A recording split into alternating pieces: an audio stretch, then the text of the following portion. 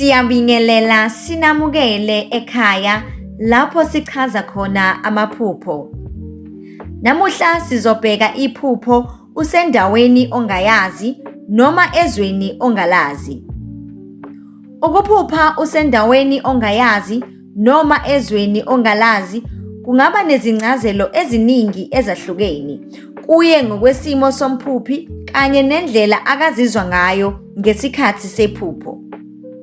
Ukuphupha usendaweni okanye ezweni ongalazi kungasho ukuthi kunoshintsho olukhulu olwenzeka empilweni yakho noma kunento entsha ozoyiqala kodwa awukayiqondi kahle. Leli phupho lingasho ukuthi usesimweni lapho ufuna khona ukuqonda okusha noma ukwazi izinto ezintsha. Kungaba emsebenzini, empilweni noma kwezemfundo. Izwe ongalazi lingamela ukungazi noma ukukhathazeka ngesikhathi esizayo. Mhlawumbe unovalo mayelana nezinto ezilindelekile kuwe noma ongazijwayele.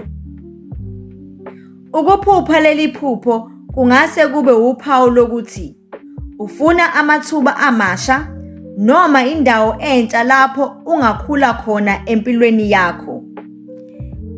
Leli phupho lingabuye liveze ukuxhumana nesimo somoya.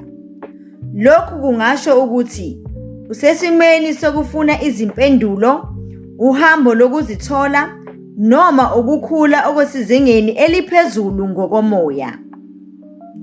Siyabonga, nisale kahle.